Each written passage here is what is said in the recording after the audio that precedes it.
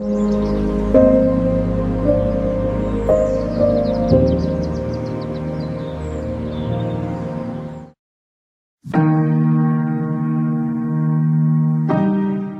서에서 먼 것 같이 우리의 죄가를 우리에게서 멀리 옮기셨으며 아버지가 자식을 긍휼히 여긴같이 여호와께서는 자기를 경외하는 자를 긍휼히 여기시나니 이는 그가 우리의 체질을 아시며 우리가 단지 먼지뿐임을 기억하심이로다. 인생은 그날이 풀과 같으며 그 영화가 들의 꽃과 같도다. 그것은 바람이 지나가면 없어지나니 그 있던 자리도 다시 알지 못하거니와 여호와의 인자하심은 자기를 경외하는 자에게 영원부터 영원까지 이르며 그의 의는 자손의 자손에게 이르리니 곧 그의 언약을 지키고 그의 법도를 기억하여 행하는 자에게로다. 여호와께서 그의 보좌를 하늘에 세우시고 그의 왕권으로 만유를 다스리시도다. 능력이 있어 여호와의 말씀을 행하며 그의 말씀의 소리를 듣는 여호와의 천사들이여 여호와를 송축하라. 그에게 수종들며 그의 뜻을 행하는 모든 천군이여 여호와를 송축하라. 여호와의 지으심을 받고 그가 다스리시는 모든 곳에 있는 너희여 여호와를 송축하라. 내 영혼아 여호와를 송축하라. 아멘.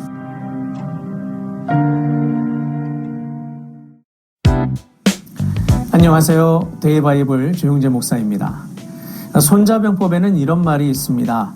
지피지기면 백전불태다. 나를 알고 적을 알면 100번 싸워도 위태롭지 않다는 뜻인데 결국 상황을 정확히 파악하고 준비를 철저히 하면 어떤 어려움도 이겨낼 수 있다. 그런 의미입니다. 그런데 여기서 저는 여기에 주목하고 싶어요. 뭐냐면 나를 알고 적을 알면.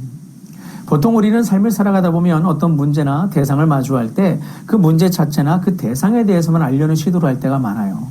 그런데 여기에서 분명히 말하죠. 나를 알고. 내가 어떤 존재인지, 내가 어떤 상태에 있는지 이것을 면밀히 들여다보지 않게 되면 그러면 사실 우리가 보다 나은 길을 가기가 쉽지가 않습니다. 어떤 사람이 자전거를 타고 이동하려 해요. 경로를 다 파악했어요. 남들이 알려줍니다. 이렇게 이쪽으로 가서 자전거를 이렇게 몰고 가면은 어느 때보다도 이렇게 빨리 갈 수 있고 수월하게 갈 수 있다. 방법은 매우 좋아요. 근데 결정적인 것, 그 사람이 자전거 탈 줄 몰라요. 이 사람이 먼저 해결해야 될 것은 나는 자전거 탈 줄 모른다를 먼저 해결해야죠. 그러면 지금 현재는 탈 줄 모르니 다른 방법을 구하게 될 텐데 그거 계속 고집부리면 문제가 더 심각해지죠. 여러분 우리 삶에 마찬가지로 믿음의 삶을 살아갈 때 오늘 우리가 우리 자신을 아는 것 이건 매우 중요한 일입니다.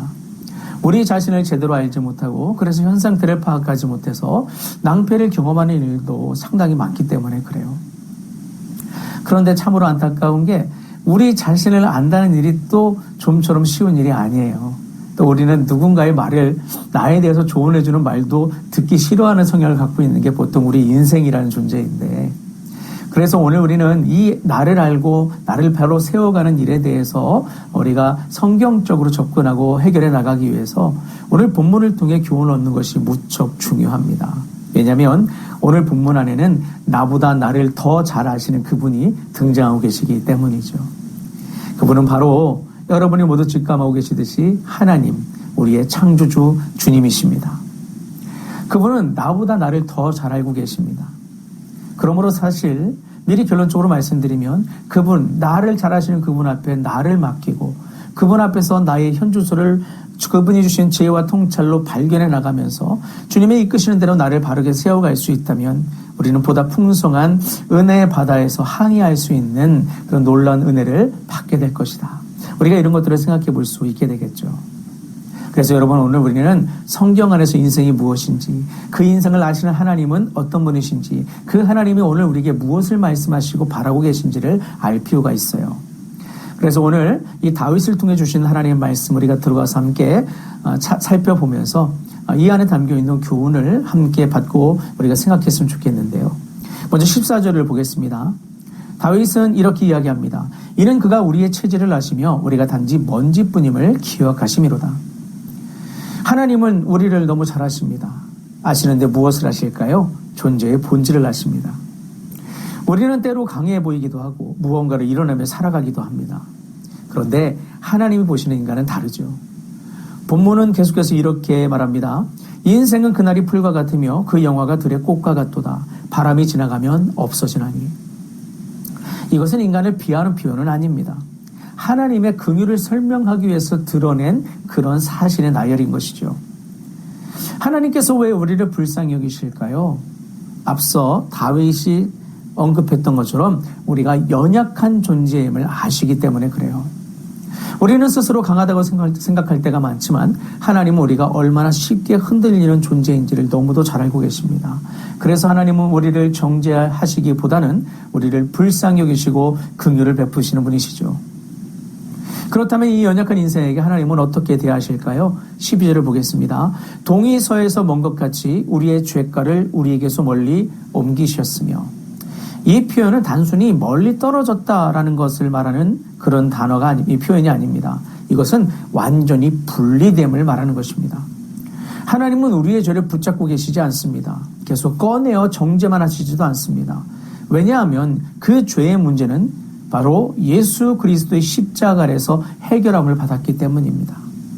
주님은 세상 모든 죄를 단번에 거기서 지셨고 모든 사람이 그리스도 예수의 십자가를 의지할 때 주 예수님의 이름을 의지할 때 그것을 해결함 받을 수 있도록 길을 열어놓으셨던 것이죠. 그래서 십자가는 단순히 벌을 미루신 사건이 아니고 죄의 대가가 실제로 치러진 사건이며 하나님과 우리의 관계가 회복된 사건입니다. 그래서 하나님은 이제 우리의 죄를 기준으로 우리를 대하지 않으십니다.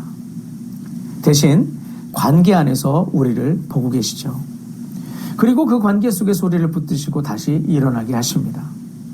그렇다면 우리는 어떻게 살아야 될까요? 17절과 18절을 보겠습니다. 여호와의 인자하심은 자기를 경외하는 자에게 영원부터 영원까지 이르며. 일단 우리가 앞부분을 먼저 봤는데요. 이 말씀을 우리는 오해해서는 안 됩니다. 이것은 경외하면 은혜를 준다라는 조건부적인 그런 주님의 말씀이 아니에요. 여러분 성경 전체에서 흘러가는 원칙은 언제나 이렇습니다. 은혜가 먼저입니다. 그리고 그 은혜를 아는 사람이 하나님을 경외합니다. 그리고 그 경외함 속에서 순종이 자연스럽게 흘러가는 것이죠. 그렇게 순종은 조건이 아니고 결과이며 열매인 것입니다. 하나님을 진짜로 아는 사람은 자기 자신을 과신하지 않습니다. 왜냐하면 자신이 어떤 존재인지 주님과의 교제 속에서 분명히 밝혀지고 본인도 깨닫게 되기 때문에 그렇습니다. 그리고 그 사람은 동시에 하나님이 어떤 분이신지도 깨달아갑니다. 그래서 그런 사람들은 자기 힘을 의지하지 않고 하나님을 의지하게 되죠. 자기가 얼마나 부족하고 연약한 존재인지 하나님 없이는 살 수 없는 존재로 피조되었던 것을 그가 알기 때문에 위대하신 하나님을 발견하고 연약한 자기를 보게 되는 순간 그분 안에서 믿음의 길을 찾게 되는 것이죠. 그래서 그 삶은 억지로 순종하는 삶이 아니라 은혜를 따라 살아가며 순종하는 삶으로 바뀌어지게 됩니다. 순종해야지 해서 순종하는 게 아니라 하나님 은혜에 감격하고 주님 아니면 살 수 없다는 믿음을 가지고 살다 보니 그것이 순종으로 나타나는 것이죠. 그래서 여러분 이런 사람들에게는 어떤 특징이 있냐면 성경적 자존감이 높아지는 특징이 있어요. 이것은 세상 자존감과 달라요. 그냥 무턱대고 나는 특별해, 나는 대단해 라고 말하는 것이 아니라 본인의 연약함은 잘 알아요. 나는 많이 부족하다는 걸 알기 때문에 사실 인간이 여기에만 머물게 되면 침체될 수도 있어요. 그러나 나를 지으신 창조주 하나님께서 나를 돌보시고 이 연약한 나에게 살아갈 힘과 지혜와 능력을 공급하시며 나를 이렇게 세우셔서 생명으로서 믿음의 길을 걷게 하신다는 그 은혜의 선포를 듣게 되면 그 언약 아래 놓인 것을 확인하게 되면 그 사람은 담대하게 믿음의 길을 걷게 되는 것이죠. 그 가운데 주님과 함께 한다는 그 확신 때문에 성경적 자존감을 가지고 근거 있는 자신감으로 믿음의 길을 걸어갈 수 있게 됩니다. 이게 주님께서 오늘 우리에게 주시는 은혜입니다. 이게 하나님 안에서 나를 발견하고 하나님의 뜻 안에서 세워져가는 인생의 길입니다. 그래서 여러분 오늘 우리는 이것에 대해서 집중할 필요가 있습니다. 본문 후반부인데요. 본문 후반부는 이렇게 이어지죠. 천사들도 하나님을 송축하고 하늘의 군대들도 하나님을 찬양합니다. 왜 그럴까요? 하나님이 어떤 분인지 알기 때문이죠. 그리고 오늘 다윗은 마지막에 이렇게 우리를 초대하는데요. 내 영혼아 여호와를 송축하라. 여러분 이것은 우리의 삶이 바로 이러한 삶이 되어야 되기 때문에 다윗이 이것을 이렇게 드러내는 거예요. 여러분, 본래 우리는 하나님의 찬송을 부르게 하시기 위해서 주님께서 지으신 존재들입니다. 그 찬송이 어떤지는 이전 편에서 말씀을 드렸었어요. 곡조 달린 노래만 하는 것이 아니라 삶으로 하나님의 영광을 드러내고 하나님의 존재를 드러내며 하나님을 우리가 발견하여서 믿음으로 살아가게 하시는 그 새 노래를 부르는 인생. 그 삶을 통해서 하나님의 나라를 세우기 위해 우리를 주의 존재로 만드셨고 건지셨고 이끌어 가신다는 거죠. 그렇기 때문에 우리는 이런 삶을 더 잘 이뤄내기 위해서 더더욱 하나님이 누구신지를 알고 그분 앞에 찬송하는 본연의 인생에 서야 돼요. 힘이 있는 천사들도 하늘의 천군들도 그 막강한 힘을 갖고 있으면서도 하나님이 누구신지 알아 겸허한 마음으로 주 앞에 나와서 찬송한다. 다윗이 오늘 그렇게 고백하고 있잖아요. 하물며 우리 인생이라면 어떠해야 되겠느냐를 다윗은 오늘 우리에게 질문을 하고 있고 그 찬송의 자리, 예배의 자리로 우리를 초청하고 있는 겁니다. 그러므로 여러분, 우리도 오늘 그러한 믿음의 자리에 서야 됩니다. 그리고 그 안에서 말씀을 통해 기도를 통해 우리 자신을 정확히 알고 하나님 아니면 살 수 있는 연약한 존재가 나임을 알고 그분 앞에 나가서 그분을 발견하여 믿음의 길을 걸을 수 있어야 됩니다. 그 하나님이 누구시라고요? 우리를 잘 아시는 하나님이십니다. 우리에게 긍휼을 베푸시는 하나님이십니다. 그리고 은혜로 우리를 붙드시는 하나님이십니다. 그래서 그 은혜를 아는 사람은 하나님을 더 알기를 소원하게 됩니다. 하나님을 알아가면 알아갈수록 더 하나님 안으로 들어갈 수 있게 되고 더 깊이 주님과 교제할 수 있기 때문임을 깨닫기 시작하기 때문입니다. 그래서 여러분, 오늘 삶의 방향을 이렇게 정하십시오.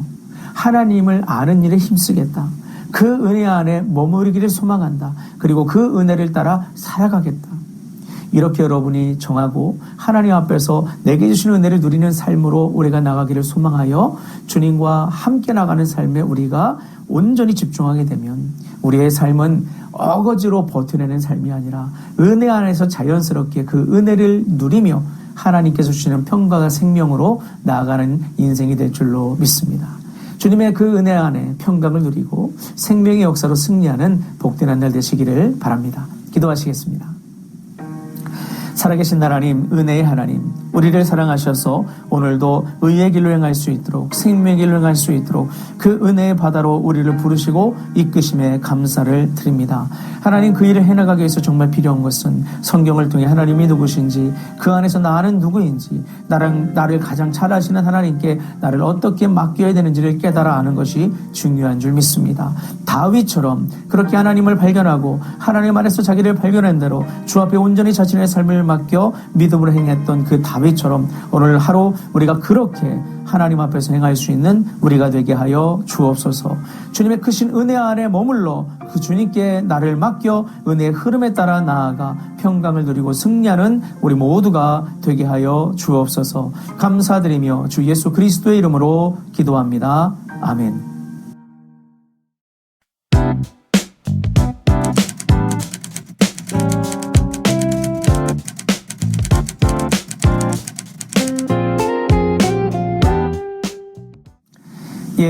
오늘도 믿음 안에서 주님과 함께 동행하며 은혜의 한 날 보내시는 여러분과 제가 될 수 있기를 주님의 이름으로 축원합니다. 주님 안에서 사랑합니다. 그리고 축복합니다.